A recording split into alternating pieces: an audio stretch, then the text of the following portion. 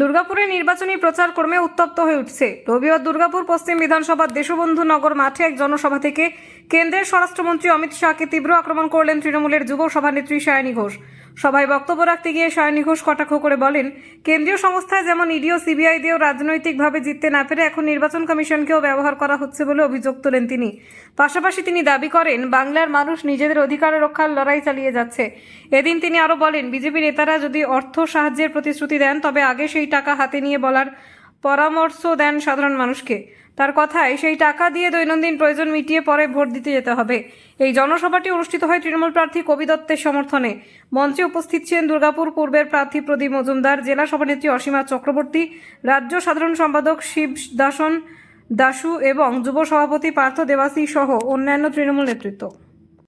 কি বাকি আছে বলুন তো? এই যে চেষ্টাটা দেশের প্রধানমন্ত্রী থেকে দেশের স্বরাষ্ট্রমন্ত্রী উপরে চলে আসছে। স্বরাষ্ট্রমন্ত্রী বলছে আমি কালীঘাটে পড়ে থাকবো 15 দিন, এবং গিয়ে গিয়ে দেশের স্বরাষ্ট্রমন্ত্রী কালীঘাটে সকল বাড়ির নর্দমা এবং চৌবাচ্চা পরিষ্কার করবেন। মমতা ব্যানার্জিকে হারাতে হবে। ইডি দিয়ে হারাতে পারছেন না, সিবিআই দিয়ে হারাতে পারছেন না, এনআইএ দিয়ে হারাতে পারছেন না, ইনকাম ট্যাক্স দিয়ে হারাতে পারছেন না। এখন আপনাদের দোসর, আপনাদের জিগরি ইয়ার, আপনাদের বন্ধু ইলেকশন কমিশন অফ বিজেপি, তাদেরকে দিয়ে হারাতে পারছেন না। একটা সময় ছিল যখন এই ইডি সিবিআই দিয়ে বিরোধীদেরকে ভয় দেখাতো যে আমার ব্যাপারে কথা বলবি, দাঁড়া তোর বাড়িতে কালকে ইডি পাঠাবো। আমাকেও ডেকেছে, জানেন তো, ইডি 12 ঘন্টা বসিয়ে জেরা করেছে। কোনো জেরাই না, গল্প করছে আমার সাথে। আমি যে ব্যাপারটা কি বলবো বলতে পারবো, জানেই তো না কি ব্যাপার, কেন ডেকেছে। বলেছে ডেকে নাও একবার, প্রচুর ভাষণ দেয় তো আমাদের বিরুদ্ধে, একবার ডেকে নাও। অন্নপূর্ণা ভান্ডার দেব। মমতা ব্যানার্জি লক্ষ্মীর ভান্ডার দিলে সেটা ভাতা, আর তুমি অন্নপূর্ণা ভান্ডার 3000 টাকা দিলে সেটা মহৎ কাজ। আরে কি অপদার্থ। মা বোনেরা, আপনাদের 3000 টাকা অন্নপূর্ণা ভান্ডার দেব। আপনারা বলবেন অ্যাডভান্স দিন আগে 1500 টাকা। কি বলেন দর্শকরা? কবিতা কি বলো? বললো যে 3000 টাকা দেবো, বলবেন হ্যাঁ ভোট দেবো, আগে 1500 টাকা অ্যাডভান্স করে দিন। অ্যাডভান্সটা নিয়ে নেবেন, দাদা বৌদিকে দিলে নিয়ে নেবে অ্যাডভান্স, নিয়ে ওটা নিয়ে বাজারে চলে যাবেন। রবিবার দিন দুপুর কচি পাঠার ঝোল, কচি পাঠার ঝোল খেয়ে মনকে শান্তি করে ছেলে মেয়েদেরকে সঙ্গে নিয়ে ভোট কেন্দ্রে গিয়ে জোড়া ফুল চিহ্নে মমতা ব্যানার্জিকে ভোটটা দিয়ে বাড়ি চলে আসবে। এটাই হচ্ছে এদের পন্থা। শীত গ্রীষ্ম বর্ষা, তৃণমূল কংগ্রেস, মমতা ব্যানার্জি মানুষের ভরসা। ঝকঝকে রাস্তা, চকচকে আলো, তৃণমূল বলবে কবিতাই ভালো, কবিতাই ভালো, কবিতাই ভালো। তাই আপনাদের সকলের আশীর্বাদ পাবো, হ্যাঁ কিনা?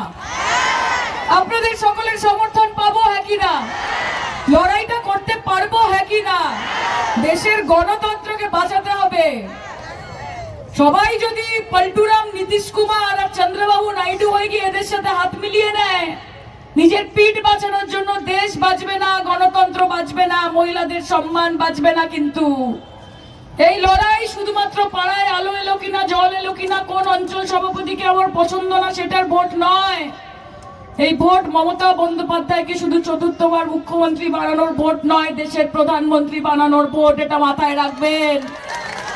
कि हवाई चप्पल सफेद साड़ी, बंगाल की नारी ममता बनर्जी पूरे बीजेपी पर भारी। কাজে এই গর্বটাই, দম্ভটা রাখতে হবে। আমি পুনরায় আপনাদের সকলকে বাংলার হাওয়া, বাংলার বাতাস, বাংলার আলো, সেই কোনোটাই বোঝার মতো ক্ষমতা বিজেপির নেই। তাই আসছেন, আসুন, ইলেকশন ট্যুরিজম করছেন, করুন, রসগোল্লা খান, মিষ্টি দই খান, রাবড়ি খান, তারপর ভালোই ভালো জয় শ্রীরাম। আসুন। রাজ্য জুড়ে সিন্ডিকেট চলছে, প্রধানমন্ত্রী বলছে, মানে ডাবল ইঞ্জিন রাজ্য জুড়ে তো বিজেপির। একদম ঠিক বলেছেন, ঠিক কথা বলেছেন। আমরা জানি, আমরা সব রিপোর্ট দেখি তো পার্লামেন্টের, আমরা জানি যে কোন রাজ্যে কত দুর্নীতি চলছে, এবং ভারতীয় জনতা পার্টি যে দুর্নীতির চূড়ায়, দুর্নীতির পাহাড়ে বসে আছে, সেটা যে কোনো সুবুদ্ধি সম্পন্ন মানুষ যারা একটু পড়াশোনা করে তারা জানে।